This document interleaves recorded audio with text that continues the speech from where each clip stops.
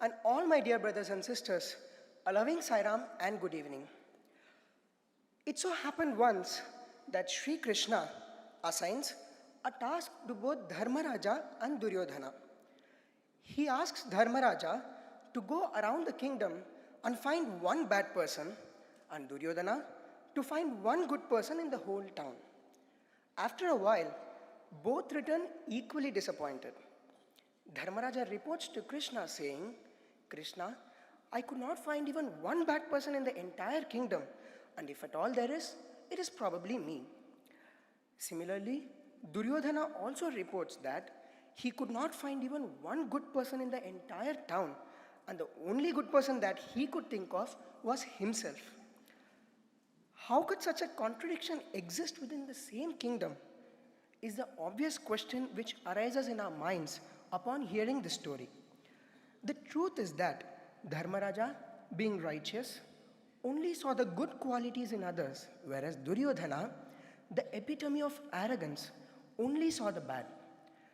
It is ultimately because of the innate qualities within us that determine how we experience the world. And this is what Bhagavan Sri Krishna explains in the 16th chapter of Bhagavad Gita, which is Daivasura Sampada Vibhaga Yoga, knowledge of discrimination between the divine and demonic. In this chapter, Sri Krishna illustrates that the tendencies that drive our minds at different times and in different ways are either Daivi, which means divine, or Asuri, which means demonic. He further elucidates on how these tendencies determine not only our character and destiny in this birth, but also the kind of family that one will be born into in the subsequent births. He concludes the 16th chapter by urging thus, Tasmat Shastram Pramanamte Karya Karya Vyavastitav. Let the scriptures guide you on what should be done and what should not be done. And Nyatva Shastra Vidhanoktam Karma Kartum Iharhasi. Having understood the scriptures correctly, perform your actions in this world. We shall now revise the shlokas from the 16th chapter of Bhagavad Gita.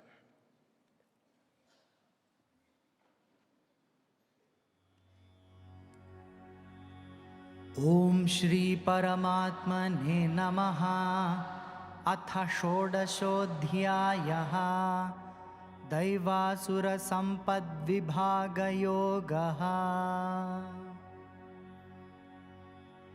Shri Bhagavan Uvacha Abhayam Sattva Samshuddhihi Jnana Yoga Vyavasthitihi Danandamascha Yajñascha Swadhyayastapa Arjavam Ahimsa Satyamakrodhaha Tyagashantirapaishunam Daya Bhuteshvalo Luptvam Mardavam Hrirachapalam Tejah Kshama Dhriti Shaucham Adroho Nati Manita Bhavanti Sampadan Daivim Abhijatasya Bharata Dambho Darpo Bhimanascha Krodhah Parushyameva Ajnanancha Bhijatasya Partha Sampada Masurim Daivi Sampad Vimokshaya Nibandhaya Surimata Mashucha Sampadan Daivi Abhijatosi Pandava Dvau Bhuta Sargau Lokesmin Daiva Asura Evacha Daivo Vistarashah Prokta आसुरं Partha मे शृणु। प्रवृत्तिञ्च निवृत्तिञ्च जना न विदुरासुराः। न शौचन्नापि चाचारो न सत्यन्तेषु विद्यते। असत्यमप्रतिष्ठन्ते जगदाहुरनीश्वरम्। अपरस्परसम्भूतं किमन्यत् कामहैतुकम्। एतान् दृष्टिमवष्टभ्य नष्टात्मानोऽल्पबुद्धयः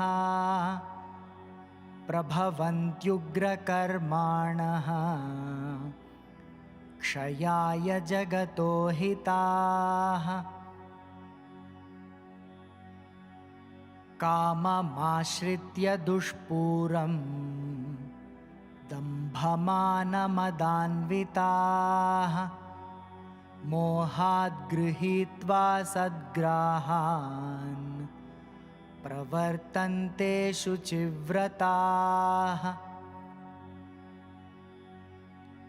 चिन्तामपरिमेयाञ्च प्रलयान्तामुपाश्रिताः कामोपभोगपरमा एतावदिति निश्चिताः। आशापाशशतैर्बद्धाः कामक्रोधपरायणाः ईहन्ते कामभोगार्थम् अन्यायेनार्थसञ्चयान्। इदमद्य मया लब्धम् इमं प्राप्स्ये मनोरथम्। इदमस्तीदमपि मे भविष्यति पुनर्धनम्।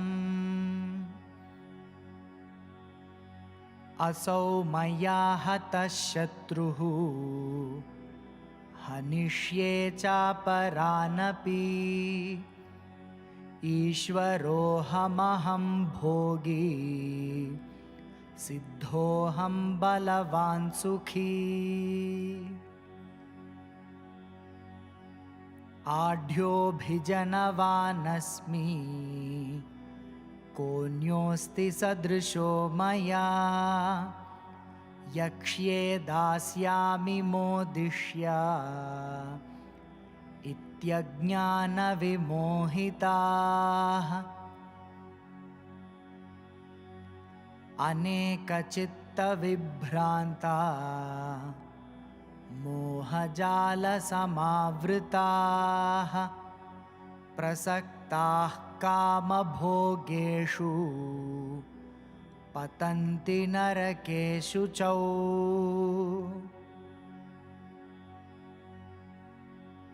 आत्मसम्भावितास्तब्धा धनमानमदान्विताः यजन्ते नाम यज्ञैस्ते दम्भेनाविधिपूर्वकम्। अहङ्कारं बलं दर्पं कामं क्रोधं च संश्रिताः मामात्मपरदेहेषु प्रद्विषन्तोऽभ्यसूयकाः। तानहं द्विषतः क्रूरान् संसारेषु नराधमान् क्षिपाम्यजस्रमशुभान् आसुरीष्वेव योनिषु। आसुरीं योनिमापन्ना मूढा जन्मनि जन्मनि मामप्राप्यैव प्राप्यैव कौन्तेय ततो यान्त्यधमां गतिम् त्रिविधं नरकस्येदं द्वारन्नाशनमात्मनः कामः क्रोधस्तथा लोभः तस्मादेतत्त्रयं त्यजेत् एतैर्विमुक्तः कौन्तेय तमोद्वारैस्त्रिभिर्नरः आचरत्यात्मनः श्रेयः ततो याति परां गतिम् यः शास्त्रविधिमुत्सृज्य वर्तते कामकारतः न स सिद्धिमवाप्नोति न सुखं न परां गतिम् तस्माच्छास्त्रं प्रमाणन्ते कार्याकार्यव्यवस्थितौ ज्ञात्वा शास्त्रविधानोक्तं कर्म कर्तुमिहार्हसि ॐ तत्सत् इति श्रीमद्भगवद्गीतासु उपनिषत्सु ब्रह्मविद्यायां योगशास्त्रे श्रीकृष्णार्जुनसंवादे दैवासुरसम्पद्विभागयोगो नाम षोडशोऽध्यायः श्रीकृष्णार्पणमस्तु।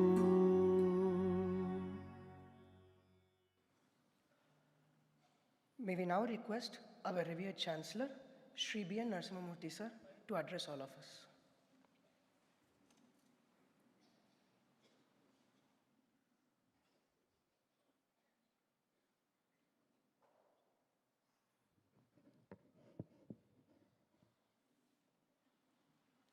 Most beloved Sadguru, brothers and sisters, very dear students, boys and girls. Khalil Gibran said, "Work is love made visible." On this evening, all of us saw Sadguru's love made visible in the work of gifting a sari to a few thousand mothers, sisters, and our students.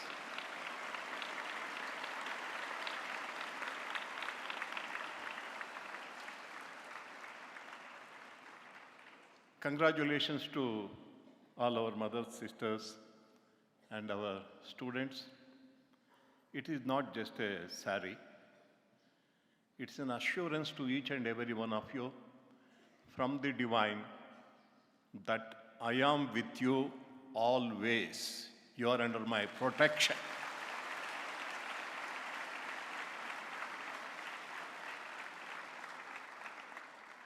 Along with many of my senior brothers and sisters here, I have been a witness to this festival of giving by Bhagavan Sri Sathya Sai Baba.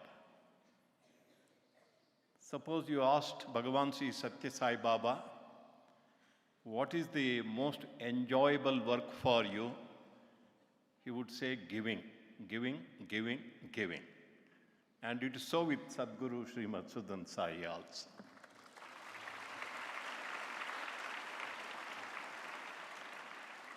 I am twice blessed because I have seen it twice. It's such a wonderful scene when so many people wait with love for that gift of love. On behalf of all my mother sisters, I offer my gratitude to Swami and also brothers who received the gift of the cloth maybe 3 or 4 days before. I would like to be very short. There was a question asked by one of my young friends recently, which I submitted to Sadguru, and he answered it. The question is about the diverse terminology used in the Bhagavad Gita to describe the same ultimate truth. Somewhere in the second chapter, we find Lord Krishna using the words Prakriti and Purusha, and come to the 13th chapter, Kshetra Kshetrajna Vibhaga Yoga. It is Kshetra and Kshetrajna. And come to the 15th chapter, it is Kshara Purusha, Akshara Purusha, and Purushottama. And somewhere else, it is Jiva, Jagat, Ishvara. He asked me, sir, are all these same? Are they different? I said, all of them are same. Then why did Lord Krishna try to confuse us with so many terminologies? He could have used only one terminology from beginning to end. Why did he do that? I said, I don't know. Let me find out from Sadguru and ask this question to Sadguru. He gave the answer. Why so? See, Bhagavad Gita is the fundamental text of Sanathana Dharma. There are hundreds of scriptures in Sanathana Dharma. If you want to know about Sanathana Dharma, nobody can study all the scriptures. Suppose somebody says, okay, tell me one or two or three books, three scriptures which I can study to know the fundamentals of Sanatana Dharma. There is the Prasthanatraya, and first of them is Bhagavad Gita. Prasthanatraya, our students, all of you know Bhagavad Gita. Second is, which is the second Prasthanatraya? I think girls will know better. Yes, Upanishads. And third is, what at least boys should say now, Brahma Sutras. All of you know that. So it is a fundamental textbook, very comprehensive textbook. Particularly this Bhagavad Gita contains all the terminology used any one of the hundreds of scriptures of Sanatana Dharma to describe God, individual soul, and nature or creation. So what is there in the Bhagavad Gita, what is not there in the Bhagavad Gita is not in any of the scriptures. It's absolutely comprehensive. For example, if you look at the Vedas, there are three parts. First is Karma Kanda, talking about the yagas and yajnas. Second is Upasana, talking about bhakti. And finally, in the Upanishads, we find Jnana Kanda, talking about the ultimate wisdom of oneness with everything, with all existence. Therefore, in the Bhagavad Gita, even there is a mention of the yagas and yajnas in the third chapter. You can see that. Why the yajnas should be performed. How, you can please the devas, the devatas, with your offerings. Pleased with your offerings, how devas or devatas can help you by giving you rain. Other day, Sadguru was talking about, some time back, two guardian angels of this place, this region, not only Muddenahalli, this region.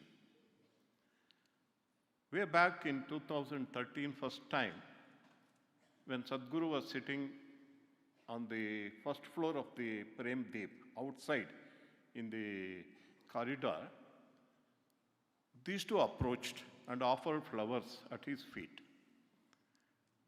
And Sadguru naturally, they said, we have been here for 8,000 years. And we have been looking after this place. And we are so very happy that in this place you are here and such wonderful work is happening. Then Sadguru asked, who are you? They said, we are the guardian angels of this place. They also gave the number of yogis, tapasvis, who are in the hills around, a few thousand of them, We are looking after their welfare, and we have been here for 8,000 years. And then Sadguru asked, naturally, that is what he wants, to do service to humanity on such a large scale. Naturally, Sadguru also needs assistance. So he asked these two angels, what is that you can do for me to help me in this work? They said, we have got only two things that we can do. That is our limit. What is it?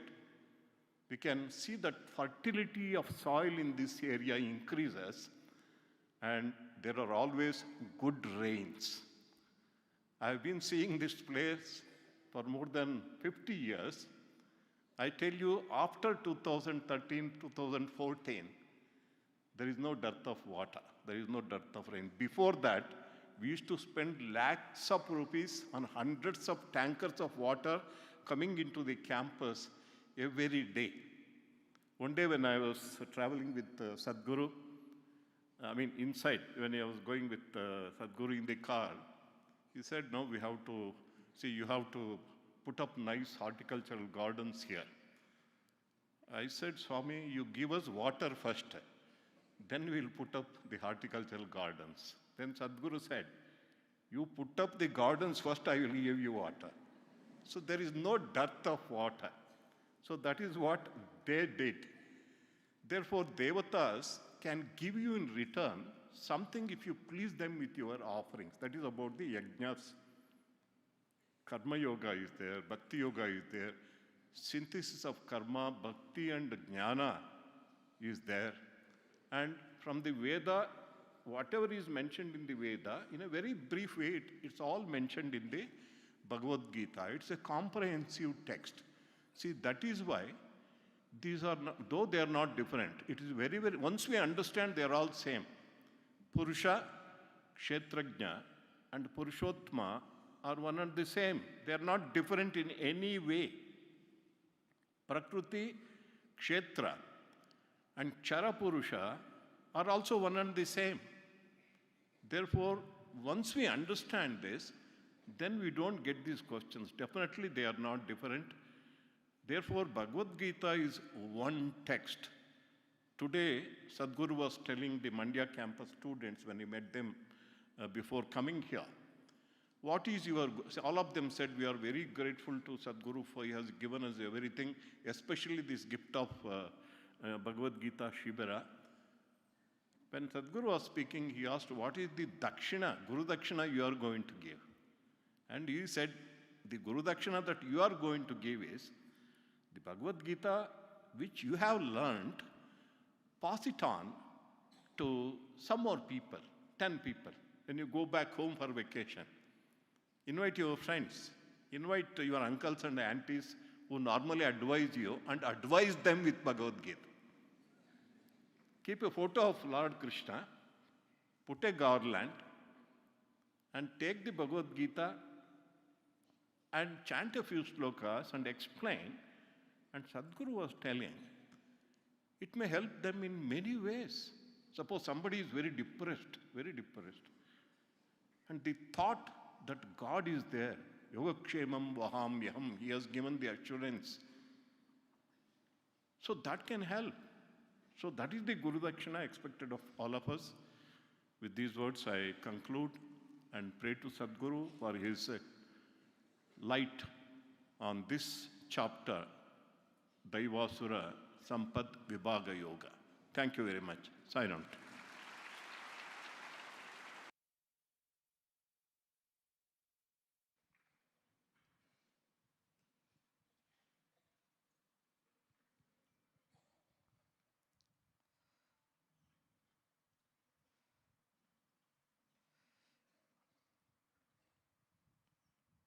In the Upanishads, we generally find the mention of Devatas, Asuras, and then Manavas. That is, human beings, which we are. But here, Sri Krishna skips the part of humans and only discusses about how godly people are or godly beings are and how demonic beings are.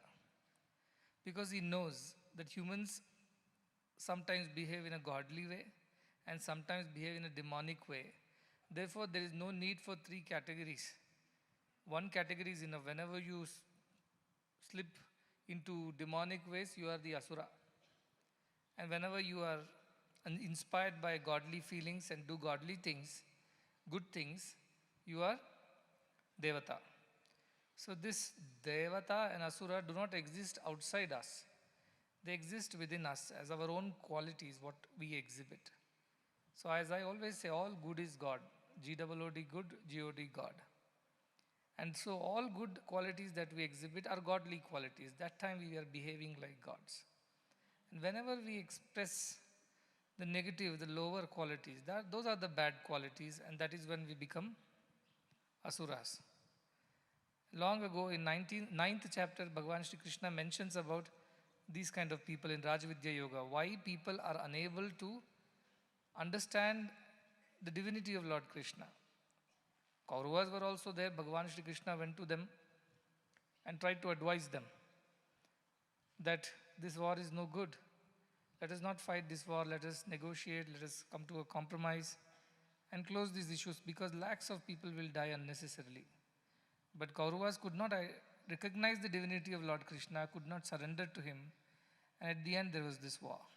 Whereas on the other side, the Pandavas, they immediately accepted whatever Sri Krishna was saying.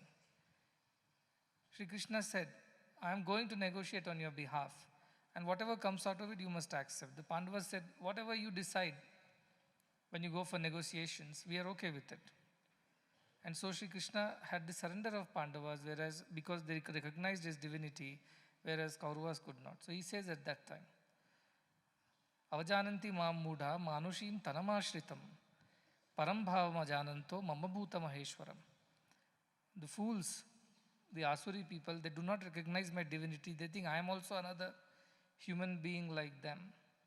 And they behave with me accordingly. And what happens to them? They are so enveloped in this ignorance of body consciousness that they see everything in me also according to their perspective of I am also human. They all find faults with me. They find, there are imperfections in me and things like that. And you see, for such people, what happens? Rakshasim asurim jaiva, prakriti mohinim shrita, because their nature is demonic. And because of the demonic nature, they are deluded all the time. They're only thinking about themselves, body and mind. They cannot think beyond Prakriti. And what kind of Prakriti? That also is full of Rajoguna, Tamoguna only. Sattva-guna also is missing over there. So those kind of Asuri people, the demonic people, they cannot recognize my divinity. That is the problem. It stops them, it avoids them, it prohibits them from knowing that I am divine, because they're not ready for it, they're not pure. On the other side, Mahatmanastu, those who are divine beings, what do? Daivim prakriti mashritaha. They surrender to my divine nature, they develop divine qualities, and they're able to recognize my divinity. You see, any avatar who has come, and so many great beings, they were not recognized by everybody in the world as great beings. Not just in India. Take the case of Jesus Christ. When he was around and he was preaching these good things, how many disciples followed him? In fact, to the last moment, they all fled, leaving him alone. When they found that he is going to be crucified and they also can be punished, they denied being disciples of Jesus and they ran away for their lives. And these are those who recognized him as divine. Imagine the others who did not even recognize him as divine. So this was the problem, that they could not recognize, because they're too full of body consciousness. They were fearful of their own safety, their own life. And this is the problem with people who are too full of body consciousness. They cannot first recognize divinity, and even if they can recognize divinity, they're not going to stay with divinity for long enough. When it comes to their lives, they're definitely going to abandon divinity and run away.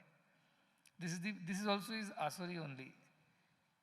And on the other side, we have real Devi Prakriti people who know the divinity within and without, and for them it does not matter. Mirabai was told, another word about Krishna and you will be killed. She said, I don't care. They tried everything on her. They couldn't kill her finally. And this is not some very old history like Purana or mythology like Prahalada, where we do not know whether all that really happened. This happened just a couple of centuries ago. And everybody knows about it. It is documented. They tried to kill her in so many ways. They couldn't. Finally, they gave up and she went her way. These are Daivi Prakriti people who will not give up on God. So according to me, Krishna has given long list of who are good people, bad people, what are their qualities, that all you have read and you all understand all of them because all of you embody all those qualities at some point of time or the other. On Monday we are Daivi Prakriti, on Tuesday we are Asuri Prakriti, Wednesday are mix and match of both, depending on whom we are dealing with. So we have been a mix of all these Prakritis. And therefore we are never sure of what we are always confused. Someday we are good boys, someday we are good girls, someday we are bad boys and bad girls. So this is the game that goes on. This is like a tug of war, I say. This side all your Daivi gunas are there, on that side Asuri gunas are there. And all the time they're pulling this rope. Tug of war is going on within us. Someday the Daivi gunas, overpower the Asuri. Someday Asuri gunas overpower the Daivi, and we behave accordingly. The day is good or bad accordingly. So I'm not going to give the whole description of it. You have already read all that. However, what I was trying to tell you is that, according to me, truly people who are exhibiting Daivi gunas, who are demonstrating Daivi gunas, are those who never give up on the idea of God. Come what may. They can never be atheists. They will always be devoted and surrendered to God. That is the ultimate test of whether you are demonic or divine in your nature. Though Sri Krishna has left it at that, but at the end he says, those who totally dedicate and completely surrender to me, they are the ones who realize it. Others don't realize. They go to lower yonis. They are born again and again in families that do not have faith in God, that do not surrender to God. In fact, they are overpowered by this idea that we are rich, we are famous, we are powerful, we can achieve this, your business is this much, tomorrow it will be so much more. Today I have bought one house, tomorrow I can buy 10 more. Today I have got this position, tomorrow I'll get promoted to some more positions. And they goad them, in that idea of, I am achieving, I am doing, I am the Lord, I am the enjoyer, I am everything, nobody is better than me. They think too much of themselves, they consider everybody as nobody in front of them. Because they have this mada, they have this ahankara of wealth, property, money, relationships, popularity, position, authority. All these things delude them and they think they are the bosses, nobody is beyond them. And they don't even believe in the existence of God. What do they say? All this universe has happened on its own, just like our scientists say. They say this all has happened. Paraspara bhava means on its own. This leads to that, that leads to this. This is a natural process. What is there for God to do in all these things? Where does God find any place also in this whole thing? Karya karan vyavasthito. Every action leads to the action. This is a natural law. So that's what the world goes on. In this, what is the hand of God in this? Why should we believe God exists and manages all this? I am the one who does. If I do good, I will attain good results. If I do wrong things, I will be punished in the court. And that's how they think. They don't believe in anything beyond this purva janma karmas or the karmas that will come in the next janma. They don't believe in all this, so they go on living this way. I call them the YOLO generation, that. You only live once and they do whatever you want. And imagine now if you just take a stock of people in the world and categorize them only on this basis. How many of them totally believe in God, live a surrendered life? How many of them do not believe in God, do not care about God, and find that is very, what you call a fashionable thing to say and do? You will find 90% of the world will fall into the category of Asuri only, because even though some of them believe in God, they are not surrendered. They can give up on God any moment. The moment their tail is on fire, they are going to abandon God and run for their lives. So even though they recognize the presence of God, they don't have enough surrender. Therefore, I will still categorize them into the Asuri category only. So like that, if you start thinking that Sri Krishna is right, Kaschit Dhira, one in the many thousands who decides to walk on this path. Manushyanam sahastreshu kaschit yatati siddhaye yatatam api siddhanam kaschit maam veti tattvataha. Out of thousands of people, a few take to the path of God. Even though others believe in the presence and existence of God, they can be the disciples of Jesus Christ who can abandon Him the moment trouble is at their door. So what is the point in believing in God if you cannot stay with God? You cannot be loyal to God. You cannot be true in your devotion and surrender. You are as Asuri only. In fact, you are worse than Asuri, because Asuri people are incorrigible people. You can't convince them that God exists because they're so full of themselves. They cannot even think that anything beyond them is the reason why they are what they are. There is no point in talking to them. They will not change. So leave them, they are ajnanis. But you had the jnana to believe in the existence of God. Yet you gave up on God because some trouble came to you. Then you are worse than those asuris. Instead, Krishna uses the word naradhama. They are human beings first. In the whole chapter, he doesn't use the word humans, but naradhama he uses. The worst of the humans. You are good human when you are exhibiting godly qualities. You are a bad human when you are exhibiting demonic qualities. You are worst human, naradhama, when you know the existence of God and yet you don't have enough faith and surrender to God. I would think they are the worst of the human beings. Worse than demons. Demons don't know and don't care, so no problem. You knew, you cared, and yet you gave up. Why? Because you will get into trouble. So such people are of no use to society. They are fake devotees, fake so-called bhaktas. That's not true. So once we give to this idea that God exists, not only we should demonstrate godly qualities, but most important, more than anything else, should be we should never lose faith in that idea in the presence of God, come what may.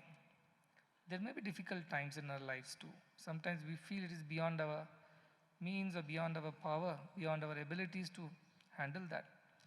But yet, we don't give up on God. Those are the people who are truly Daivi qualities. Others are all, even if they have faith in God, but they don't have, they believe in existence of God, but they don't have enough faith to hold on to God, to stick to this idea that God is ever everything and nothing else matters. Those people are also Naradamas only. So that is my takeaway from Daiva Asuri Sampada Vibhaga Yoga. Because all other things will be explained by all other gurus in the same way. You sometimes behave like demon, you sometimes behave like God. There are people who behave like this, their qualities are these, and there's a whole long list. And Shri Krishna describes the demonic list also in great detail. Because he has dealt with many, that's what I said. Godly qualities, of course, he says, and tells Pandava, don't worry, you have godly qualities. Because you should not get worried that I also exhibit these bad qualities every now and then. He says, no, you are generally good people, Pandavas. He tells Arjuna, you're a good person, you have a lot of godly qualities, so there is redemption for you, don't worry too much. So he says, Daivi Sampada Vimokshaya, it gives you liberation. And Nibandhaya Asurichaya, the demonic qualities bind you, and Daivi qualities liberate you. So Arjuna, you will be liberated, no problem, provided you follow whatever I am saying, especially as per the Shastras. That's why I was telling to the boys in Mandya campus this evening when I was talking to them. There are 4 reasons why we are learning Bhagavad Gita. The first reason is that the values that are contained in Bhagavad Gita will help you in your lives. And the earlier you learn, the better it is. And that is why you should learn it early, because once you grow up too much and you become an adult and you have seen too many things in the world, your mind and your perspective will change. You will see everything from the lens of, worldly ideas. Then it's very difficult for you to develop faith, surrender, and this kind of steadfastness. So develop it now, learn later. That's why you learn Bhagavad Gita early than later. 2, you must know Bhagavad Gita because it is our scripture. We must know as Indians what is there in our scriptures, what is the content of our scriptures. That is so important. And if you do not know that, then what kind of Bharatiya, what kind of child of this great sacred land Bharat you can call yourself as. So you have to know what is the content of our scriptures. So Bhagavad Gita is the reason. Third reason is that you should listen to Sanskrit as a language, which is diminishing, which is disappearing because people are not using it. Anything will survive the test of time only when people are using it. If you don't use it, people will forget that. So you use Sanskrit in your daily life. At least the sound of Sanskrit should go in your ears. You should know if somebody says something in Sanskrit, at least you should recognize this is Sanskrit language. This is our Daiva Bhasha. This is our language. And the 4th reason is that when you go home or wherever you go, it's also to students, also to everybody who is learning. You should be able to explain this to 10 others. You should be able to articulate and explain correctly. So when you go home, you can do this small assignment instead of going here and there and wasting your time. Invite your friends. People will call, hey, kana ಬಂದಿದ್ಯಲ್ಲ ಮನೆಗೆ ಬನ್ನಿ ತುಂಬ ದಿವಸ ಆಯ್ತಾ ನೋಡಲಿಲ್ಲ ಇದೆಲ್ಲ ಹೇಳ್ತಾರೆ. ಬನ್ನಿ ಸಿನಿಮಾಗೆ ಹೋಗೋಣ, ಬನ್ನಿ ಹೋಟೆಲ್ಗೆ ಹೋಗೋಣ, ಬನ್ನಿ ಪಾರ್ಕ್ ಹೋಗೋಣ. They will call, come, we'll go for food, come, go to parks, to cinemas. You tell them, you want to meet me, you want to spend time with me? Of course, you're my friend, I want to spend time with you. I have an idea. An idea. You come to my home, near Bani.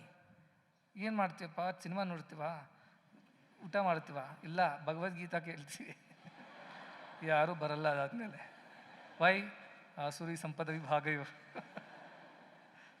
there. And those who really say, yes, I will come to learn Bhagavad Gita at your home, that's a good idea. In fact, I will bring some prasadam also, so that we can distribute to everybody who is attending Bhagavad Gita class. I'll tell Amma to make some special, dish, and we will have that. Then I know they are Daivi Sampada people. They will be attracted to come to Bhagavad Gita. You are going to teach. How did you know? I learnt in my school. Oh, very good. Please teach me also. I will also come. So when you go home, which kind of people you should meet? Daivi people you should meet. You should not meet Asuri Sampada people. Asuri people they don't look like demons on the outside. They are very well dressed, they are very good looking, they can be handsome and beautiful and very well speaking, very good in manners also.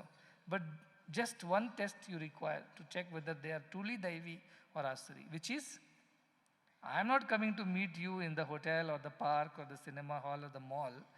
You are coming to meet me to learn Bhagavad Gita. Chapter 12 of Bhagavad Gita, let us learn. That's it. Next day, ನನಗೆ ಬರ್ತಾ ಇತ್ತು ಹೊಟ್ಟೆ ನೋವಾಯಿತು ಹಾಗೆ ಅಮ್ಮ ನಮಗೆ ಬೇರೆ ಕೆಲಸ ಕೊಟ್ಟಿದ್ರು, ಆದ್ದರಿಂದ ಬದುಕಾಗ್ತಾ ಇಲ್ಲ, ಬಹಳ ಮಿಸ್ ಮಾಡ್ತೀನಪ್ಪ, ಏನು ಮಾಡೋದು ಇಂಥ ಪರಿಸ್ಥಿತಿಗೆ ಬಂದಿದ್ದೀರಿ. You will hear excuses after that. Probably 1 or 2 days they will come also out of obligation, and because you have called, it look bad that they are not interested in good things, they will come also. Third day they will tell, I'm not interested. Why? Because Asuri, they can never get attracted to good things. The story of the Narada becoming a pig, I told you, right?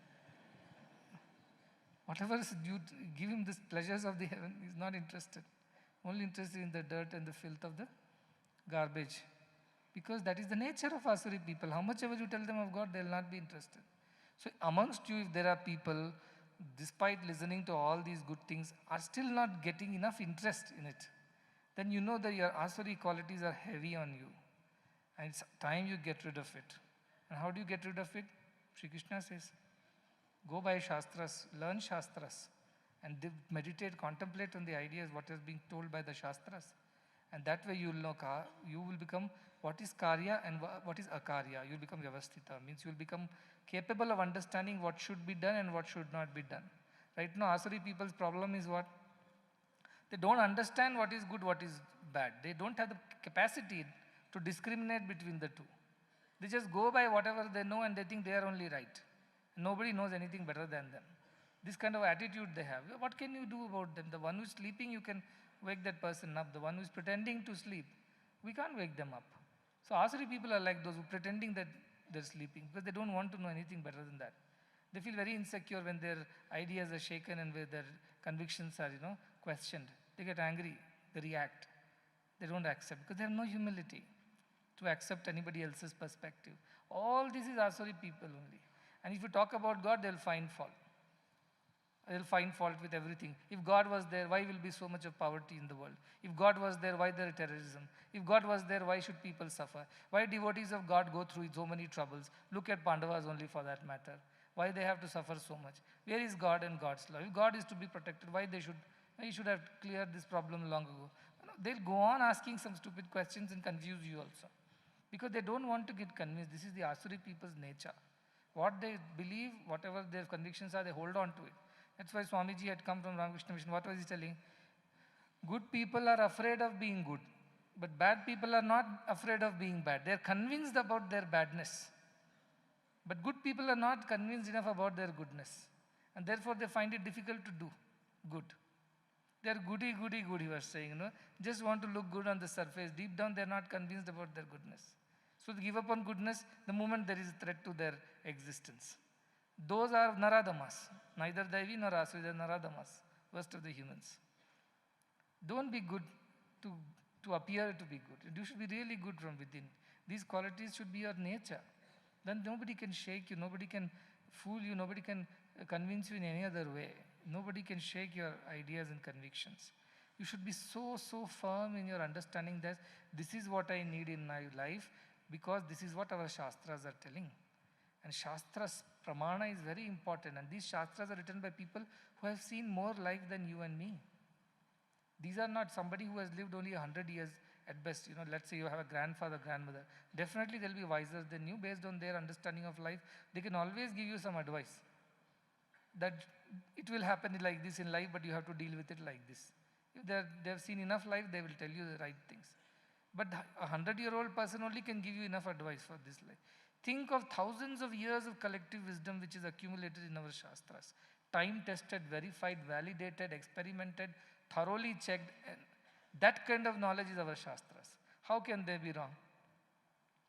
So therefore, we have to trust our Shastras. When Sri Krishna says, develop Daivi qualities, that's the only way you get moksha. That is the only way you will get out of this cycle of birth and death.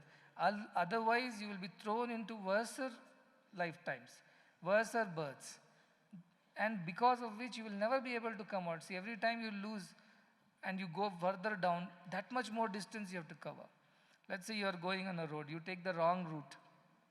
Once you take the wrong route, the faster you realize the faster you can come back to the right route, isn't it? If you're going on, just because you have turned right and not left, now anybody tells, no, you should have taken left, no, what do you know, I know better than you.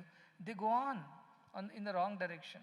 And the longer you go on the wrong road, the longer it will take to return, isn't it? So more Asuri Sampada means more and more bad births, means more accumulation of bad ideas and karmas. It means further more accumulation of bad reactions and bad consequences. It will make you get worse and worse. It's like a quicksand, the more you go into it, the more it sucks you in. You can't come out of it. That is the situation these Asuri Sampada people land themselves in. Therefore, it is so important to stay in the good company. I always say dust makes friendship with water, goes down the drain. Dust makes friendship with wind, goes up into the sky. So whose friendship are you having? Daivi people's friendship or Asuri people's friendship? How you will say, how do I know it is Daivi or Asuri?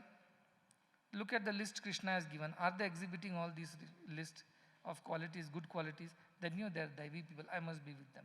And on the other side, they will exhibit the bad qualities. You know that these are the people to be avoided.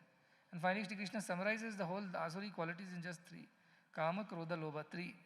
In that only all the other qualities are present. So if you can't remember all the 20 odd qualities of good people and 20 odd qualities of bad people, don't worry. Just 3 qualities of bad people if you remember. And avoid these 3, you will be always in Daivi Sampada only. What are those? Trividam. Shloka says, Trividam, Narkasyedam, Dwaram, Nashana Matmanaha. You destroy yourself by entering to these 3 gates or to hell. 3 gates to hell. What are those? Kama, Krodha, Tadha, Lobha.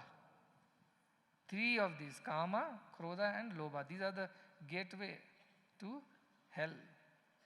Kama, wrong desires. Not all desires. Kama means desires. Somewhere Krishna says, I am that Kama which is not against Dharma. Dharma aviruddha Kama. He says that I am. So when that Kama which is followed as per the principles of Dharma, as per the Shastras, remember, Shastra Pramana is there. No problem. That is permitted. So that kind of desire which is approved by Dharma, that desire to be fulfilled, no problem, he says. That Kama is okay. Krodha, anger. Anger, where it comes from, remember? Dhyayato Vishayan Punsa Sangasteshu Upajayate Sangat Sanjayate Kama Kama Krodho Vijayate. So once you have a desire and that desire is not getting fulfilled for whatever reason, it could be a desire to achieve something, it could be a desire to have somebody obey you or listen to you, it could be a desire to control some situations or people, it could be any desire. If it's not happening, the next thing that is going to happen to you is you'll be angry. So Krodha is naturally the follower of Kama. Kama comes, Krodha is going to come sooner or later. Then Lobha is the third one, he says. Greed. Never enough. More and more and more and more. They're never content, never satisfied. If they have this much, they think if I can get a little more, I'll be better than the person next door. I'll be richer than the person next door. They're never done. They're never done with their desires. Krishnana Jirna, Vayameva Jirna, says Bhartrihari. Bhartrihari was a king who ruled a kingdom somewhere in the central India. And he finally gave up because he was fed up with the idea of worldliness. His wife was the reason for it. He loved his wife very dearly, but she cheated on him. And then he realized that there's nothing which is permanent, people's loyalties change. And therefore he became a sannyasi. That's a different story. But he wrote Vairagya Shatakam. In that he writes, Trishnana jirna vayameva jirna. Our desires never die, they never become old. We only become old and die. This is the idea. This idea of wanting more is lobha. This is what I was telling in a meeting yesterday. See, our scriptures say very clearly, Tena tyaktena bunjitha ma grudha kasyas viddanam. So give up this idea of too much of consumption and develop the idea of sacrifice. And don't take another person's wealth. What does that mean? People think what we have rightfully earned by our own efforts and our own abilities belongs to us. Yes, you might have got better opportunities in life. You are born a little more intelligent. God's grace has been in plenty upon you. And you had got good circumstances in which you could grow. Desha Kala Parasthiti, everything good turned out to be good for you. Now you have earned better, you're in a better position, power, authority and all that. But does it mean all this is yours? Our scriptures say no. Magudha Kasyat Vidhanam means don't take another person's wealth. Don't steal another man's wealth. What does that mean? It means anything that you don't need belongs to somebody else. So what if it is your earnings? If you don't need beyond your requirement, it belongs to somebody else. So if you are more wealthy because of your brilliance, intelligence, opportunities, whatever, yet you don't need that, then you give it to somebody else who needs it more. This is what I was telling to the people yesterday. We had $100 trillion GDP of the world. I think it's now 110 or something trillion dollars. But yet there are 800 million people who are hungry every night.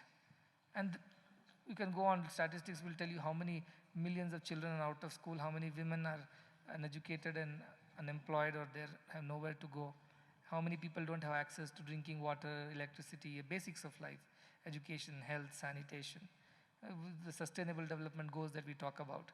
They are always, it's a moving target. They decide they will finish this by 2022, then becomes 2030.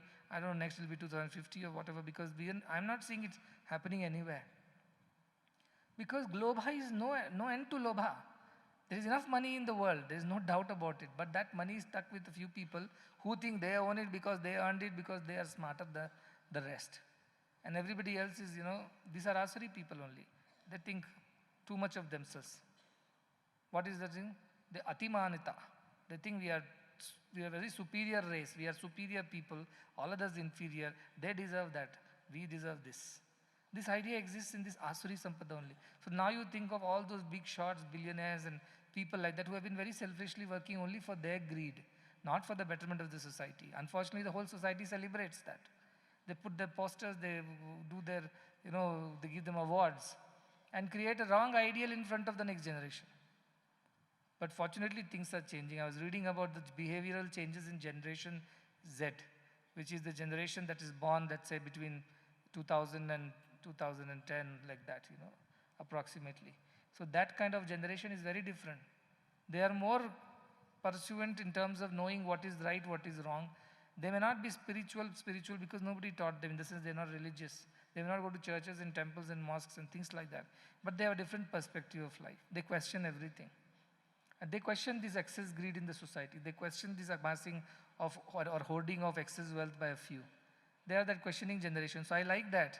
But unfortunately, they are not spiritually inclined people. If they are not spiritually inclined, whatever, the search of truth will not last. The hippie generation of 60s, 70s, they all talked about there was a revolution of peace and love. And that kind of swept the entire North America. There were people who just gave up all these ideas of house, family, jobs, and security, which the society was pushing them towards. And they take to this culture of rebellion. They said, we will be on the roads. We don't want this to agree with the social structures that are being forced upon us by the capitalists and the politicians. And they rebelled. That was a good thing. The first time somebody questioned this excess greed, excess money in the system, and so much of poverty on the other hand. But it didn't last because they were not having spiritual background. They were only knowing what they don't want, but they did not know what they really want. And that's where they got stuck. And that all led to substance abuse and all kinds of crimes. Finally, the whole revolution collapsed and world went back to where it was, a greedy world. So this is why greed is so dangerous, because of one person's greed, like Hitler or even for that matter, so many billionaires. They can destroy the entire society because they don't care. They're overcome by that greed so much that they just cannot think of anybody's welfare. That is the biggest issue, kama, krodha and lobha. The amount of crimes that are happening because of kama, wrong desires and their fulfillment, it has increased. People are behaving. Then krodha means revenge, anger, conflicts. Look at this, somebody says a word, one tweet, and imagine somebody will go and burn off all the houses. Where is this violence coming from? It is all born of krodha only, no? Because anger only shows up as violence. And that is the kind of violence that the world is suffering from today. Lobha, last is lobha. And imagine the heinous crimes. They say, these shlokas say here, they don't mind taking unscrupulous means, illegal ways of earning money, because they're so greedy, these Asuri people, they want to somehow earn. Even if they have to cut corners, break the law, and bribe people, take to corrupt ways, they're okay with it. They have no problem because they have no conscience pricking anywhere. They go on living like this. And you can now classify the world into how many are Asuri and how many Daivi. You will immediately know that 90% of the world is Asuri only, because somewhere there is greed, somewhere there is anger, somewhere there is desires which are not righteous. So anybody who has, including you, ask yourself, do I have such desires? Do I get angry? Do I have greed? I want more than what I have. I'm never contented. Then there is Asuri qualities in you as well. So only a perfect yogi can get rid of the Asuri qualities and will always exhibit Daivi qualities. So that is the kind of people we all ought to become, and for that Shastras are important. Unless we learn these Shastras and we know what is to be done, what is not to be done, what is karya, what is akarya, that should not be done. Karma, akarma, vikarma, we remember from previous chapters. That is what we need to know. That's why we are learning Shastras. If we don't learn Shastras, we wouldn't know what to do. Shastras are like eyes, the vision to the eyes of the blind. They tell us where to go, how to go. So that is why we have to be grateful to these Rishi Munis who have left these Shastras behind to help us. And those who can't read Shastras, what is their plight? What is their fate? You have to go and teach them. That is the way. If Gyanis are roaming around in the society, they will guide the people, like Gurus and Gyanis. It says, in Taittiriya Upanishad also it says, what you do? Go and meet the people who follow this dharma. Make them prashvasitavyam. You call them, give them a seat in your place, respect them, honor them, and learn from them. What is it? Ye tatra brahmana sammarshinaha yukta ayuktaha aluksha dharma kamasu. They are dharma kamasu. Yatha te teshu varteranna tatha teshu vartetha. Esha adesha, esha upadesha. This is what Taittiriya Upanishad Guru says. If you don't know anything else, go to the right people who are following these scriptures. And then learn from them and observe them. Whatever they do, you follow that. Ask them about what is karya, what is akarya. There it says yukta, what is ayukta. Yukta means what is right, ayukta means what is not right. Learn from them and follow. It is said, yasya kritartasya lakshanani tasya sadhakasya sadhanani. Whatever is the quality of the good people, those who have achieved this wisdom, that should become the effort of the people who seek, the seeker. So the one who is redeemed will exhibit certain qualities. Just follow those qualities. Just try to imbibe and practice, and that will become your way of sadhana. So you have plenty of good examples here. Follow the good examples. Give up the bad examples. And choose your friends correctly. Don't pick up Asuri friends. Even if they look very, very good. Shurparna can look very beautiful. She changed all her form and came, and she was more beautiful than Sita. And tried to entice Rama. But how long did her beauty last? Only till she was trying to entice. The moment she started failing, the krodha came up. She came back to her demonic self. All the beauty disappeared. That is what happens to us. We are nice and good to everybody. So long, nobody questions our ways. Nobody asks us. Nobody gives feedback. Nobody tells us anything. Everybody accepts. They are all yes men. We are happy with that. We are all embodiments of divinity at that time. Let somebody ask a question. Scratch a bit, and what you call this, our goodness is only skin deep. That's what Vivekananda says. Scratch and the devil will come out. That's what happens. The Asuri is hiding inside the outer crust of goodness. A little digging and everything comes out. All the Asura comes out of us. That's why Deva and Asura don't live outside us. They're within us. These are the qualities, and you must make efforts to get rid of Asuri qualities and get Devi qualities. And to me, according to me, the real good people are those who never give up on God in any circumstances. It's not just that they believe in the existence of God, but they're completely convinced that God and God alone is, and they never give up on the idea of God. They always stay surrendered and they remain loyal and faithful to this idea of divinity. They are the true Daivi people. All others are Asuri only. This is how we must think of this classification. And Bhagavan Krishna is describing more details because he will help us to practice now. How do I understand Parapurusha and Prakriti? No, you have to practice certain values in your life. And these are some set of values. Again, how to practice these values, who can practice, who cannot practice, why they cannot practice will come in the next chapter. Shraddha Traya Vibhaga Yoga. And Shraddha, right in the beginning it is said, Shraddhavan Labate Jnanam. Shraddha is the deep, sincere faith in the scriptures. Just now he said, believe in scriptures and believe in your Guru. So that is what Shraddha Traya Vibhaga Yoga will tell. Why certain people are having certain kind of Shraddhas. Some people don't get interest in scriptures and words of the Guru. Just now they're chatting, Guru Manaschena Lagnam Guru Rangri Padme, Tata Hakim, Tata Hakim. So that is what, they don't have Shraddha in Guru. They don't have Shraddha in scriptures. What is the use? That is what Shraddha Traya Vibhaga Yoga will tell. I feel that these are the chapters which have been added on later with lot of descriptions to Bhagavad Gita so that more understanding will come to people who are common people. Just giving them very cryptic, very high scriptural truths like Brahma Sutras or like aphorisms, they're very short. You have to sit and really contemplate and learn from a person. You just can't read and get it. It's not possible. You have to learn from a guru. Brahma Sutras are very tough. And Upanishads are endless. We don't know how many Upanishads are there. Right now only this 10 most popular Upanishads exist, but there were hundreds of them, maybe thousands of them were there. We do not know. Can we read all those thousands of Upanishads? No. Brahma Sutras are so difficult to understand without a proper guru and guidance. So Bhagavad Gita is somewhere in between. It helps us.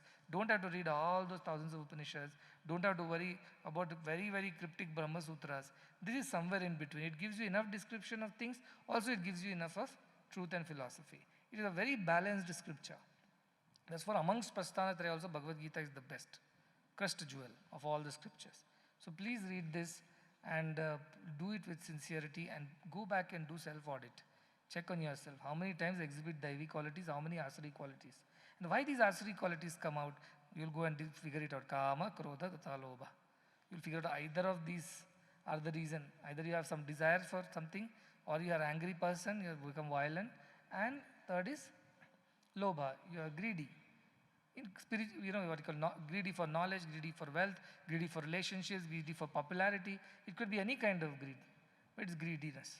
That's what leads to all these issues, and they lead to hell. Not only for you, it says, these people not only trouble themselves, but they trouble everybody around them also.